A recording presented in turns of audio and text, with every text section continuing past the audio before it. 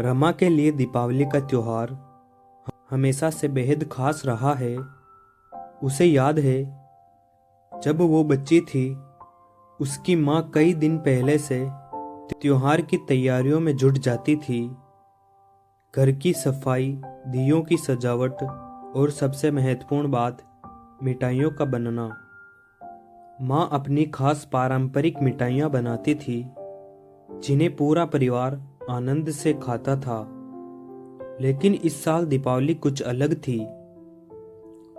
रमा अब शादीशुदा थी और अपने पति के साथ एक छोटे शहर में रहती थी। उसका पति मोहन सरकारी नौकरी में था, लेकिन हालात ऐसे थे कि वो इस बार दीपावली पर घर नहीं जा सकते थे। उनकी आर्थिक स्थिति भी कुछ खास नहीं थी। मोहन को अपने काम में कुछ समस्याएं आ रही थी, जिसकी वजह से उनकी बचत भी धीरे धीरे खत्म हो रही थी।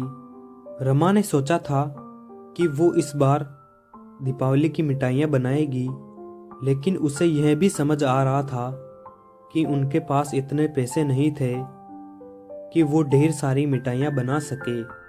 दीपावली से एक दिन पहले की बात है। रमा घर में सफाई कर रही थी और मन ही मन सोच रही थी कि इस बार त्योहार कैसा होगा। उसकी यादें उसे बचपन में खींच ले गई। उसे अपने माता पिता की याद आई और वो सोचने लगी कि वहाँ तो खूब मिठाइयाँ बनी होगी। उसे अपनी माँ की बनाई बेसन की लड्डू और गुलाब जामुन याद आ गए, जिनकी खुशबू से पूरा घर महक उठता था। लेकिन इस बार न तो मिठाइयाँ की तैयारियां थी, न ही घर में कोई खास उत्साह।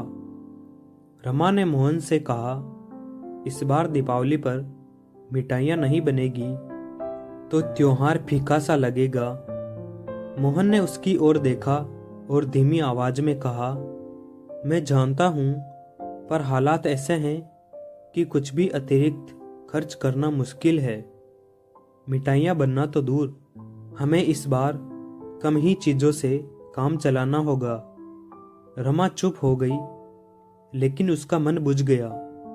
वो सोचने लगी, क्या त्योहार सच में बिना मिठाई के मनाया जा सकता है? क्या दियों की रोशनी, पूजा की थाली और मिठाइयों के बिना दीपावली अधूरी होती है?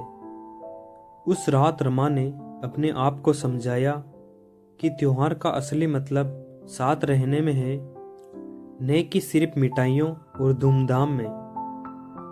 अगले दिन सुबह, दीपावली के दिन, उसने घर को अच्छे से सजाया, दिए जलाए और पूजा की तैयारियां की।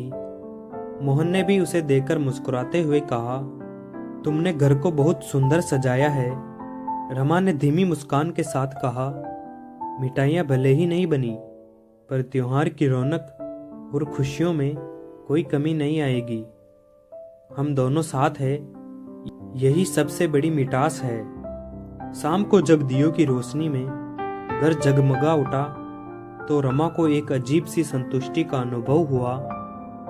मोहन ने रमा को चाय के साथ कुछ बिस्कुट और नमकीन परोसते हुए कहा, देखो, मिठाइयाँ न सही, पर हमारे पास मिठास बांटने के और भी तरीके हैं। दोनों ने एक दूसरे की ओर देखा और मुस्कुरा दिए।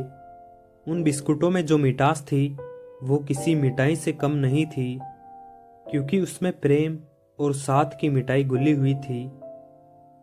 रमा को एहसास हुआ कि त्योहार का असली आनंद किसी बाहरी चीज में नहीं, बल्कि अपनों के साथ समय बिताने और उनके साथ खुशियां बांटने में है।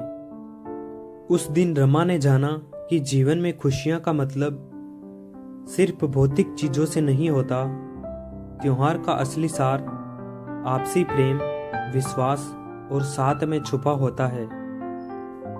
यही सोचकर उसने मोहन के साथ दीपावली मनाई और इस बार मिठाई के बिना भी ये दीपावली उसकी सबसे यादगार दीपावली बन गई। इस कहानी में यह सिखाया गया है कि त्योहार की असली खुशी भौतिक चीजों से ज्यादा अपनों के साथ समय बिताने और उनके साथ खुशियां का अनुभव करने में होती है।